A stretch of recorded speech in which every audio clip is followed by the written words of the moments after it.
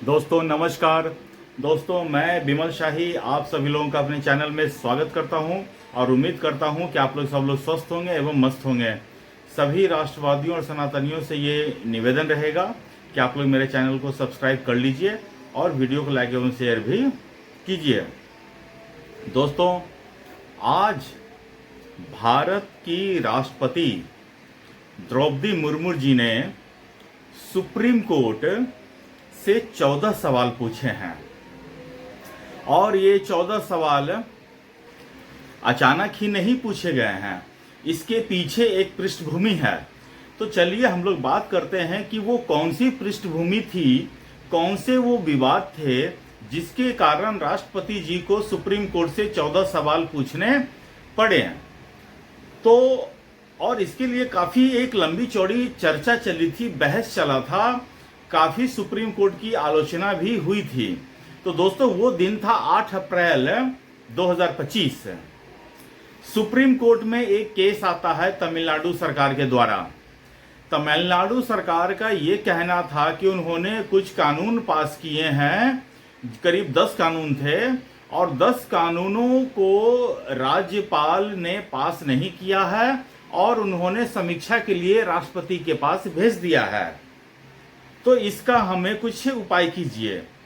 तो supreme court महोदय ने राष्ट्रपति जी के लिए एक आदेश पारित कर दिया कि आपको 3 महीने के अंदर कोई भी राज्य सरकार का कानून आपको पास कर देना है।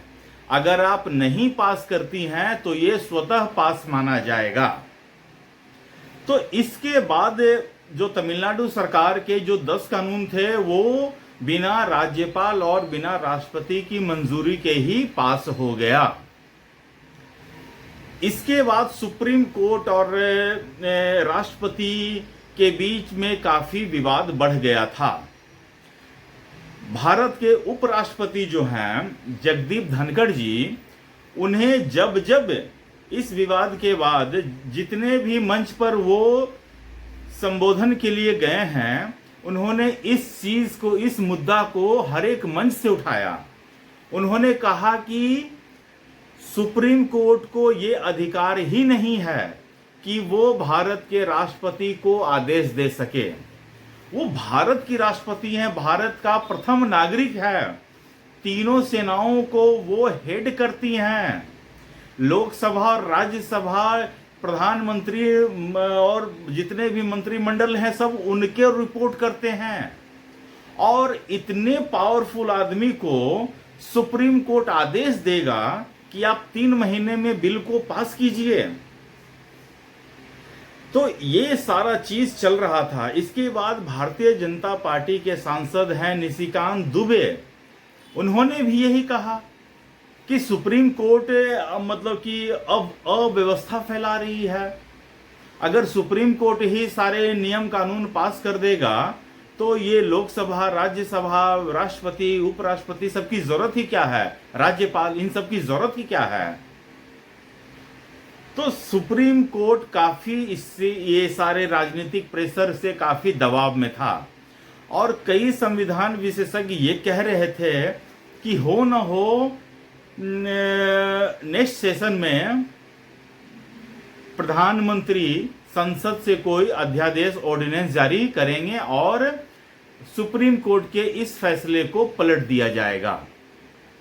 या ये भी हो सकता है कि कोई समीक्षा रिव्यू पिटीशन दायर करे केंद्र सरकार कि भाई आपने जो ये टाइमलाइन राष्ट्रपति महोदय को दे दिया है, तो वो टाइमलाइन ये का है, इसका आप रिव्यू कर लीजिए एक बार। रिव्यू पिटीशन फाइल किया जाता है।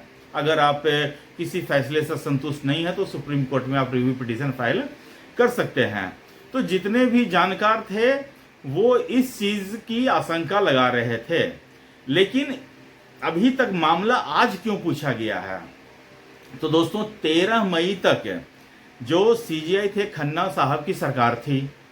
अब 14 मई को नए सीजीआई जो हैं गवई साहब, वो सीजीआई बने हैं।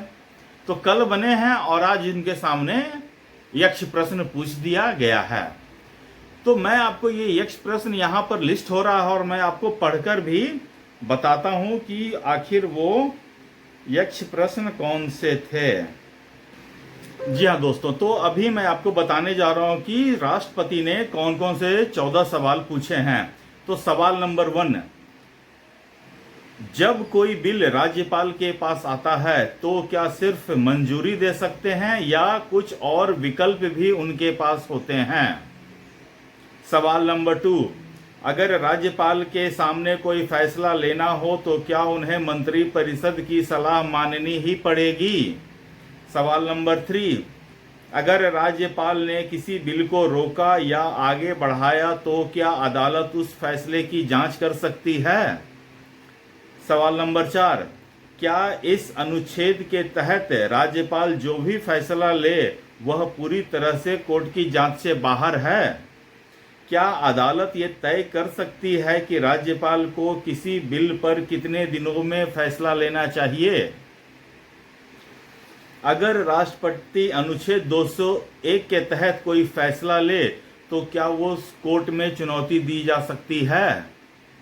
क्या सुप्रीम कोर्ट यह तय कर सकता है कि राष्ट्रपति को कितने वक्त में कोई फैसला लेना चाहिए। अगर राज्यपाल कोई बिल राष्ट्रपति के पास भेजते हैं तो क्या राष्ट्रपति को कोर्ट से राय लेनी चाहिए। क्या कोई कानून बनने से पहले ही अदालत उसमें हस्तक्षेप कर सकता है। क्या कोर्ट के पास इतनी ताकत है कि वो राष्ट्रपति या राज्यपाल के संवैधानिक फैसलों को पलट दे। अगर राज्य की विधानसभा कोई कानून बनाती है तो क्या वह बिना राज्यपाल के मंजूरी के लागू हो सकता है। क्या सुप्रीम कोर्ट को हर उस मामले को कम से कम 5 जजों की बेंच को सौंपना चाहिए जिसमें संविधान की व्याख्या हो।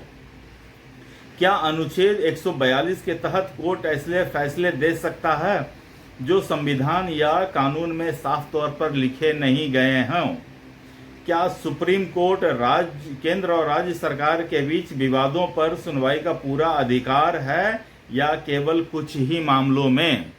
तो दोस्तों ये सारा सवाल उसी एक सुप्रीम कोर्ट के फैसले से संबंधित हैं जिसमें सुप्रीम कोर्ट ने राज्यपाल और राष्ट्रपति महोदय को समय सीमा तय कर दिया था कि आपको इतने समय में किसी भी बिल के ऊपर आपको यस और नो बोलना है।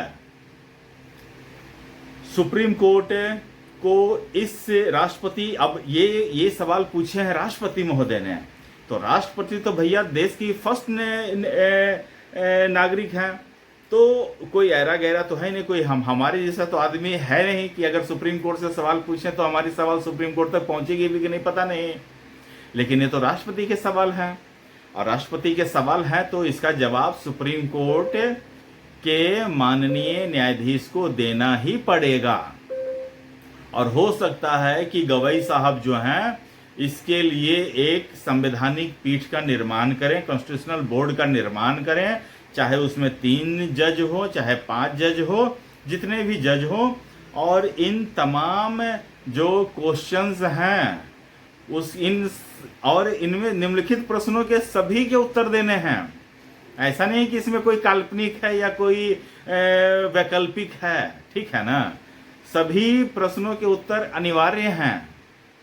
और माननीय जो सुप्रीम कोर्ट के जज आज कह रहे थे ना कि जिस तरह नेता का बेटा नेता बन सकता है, आईएएस का बेटा आईएएस बन सकता है, डॉक्टर का बेटा डॉक्टर बन सकता है, तो एक जज का बेटा जज क्यों नहीं बन सकता है। मुझे ये पर्सनली, सबका अपना अपना पर्सनल राय है, लेकिन मुझे ये चीज सही नहीं लगा सुप्रीम कोर्ट के जज के महोदय के मुंह से ऐसी बातें सुनना। पता नहीं, ये एक साफ संकेत नहीं दिख रहा है। जहां सब लोग ये आशा कर रहे थे कि इसमें ट्रांसपेरेंसी आनी चाहिए, कोलेजियम सिस्टम की व्यवस्था में चेंज होना चाहिए, वहाँ जो नए जो सीजीआई महोदय है वो इसकी वकालत करते हुए दिख रहे हैं। तो ये काफ़ी मुझे आश्चर्य लगा।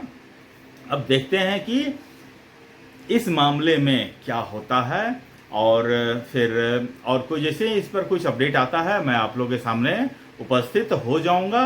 और तब तक आप लोग अपना ख्याल रखिए, स्वस्थ रहिए, मस्त रहिए। तब तक के लिए नमस्कार, बाय।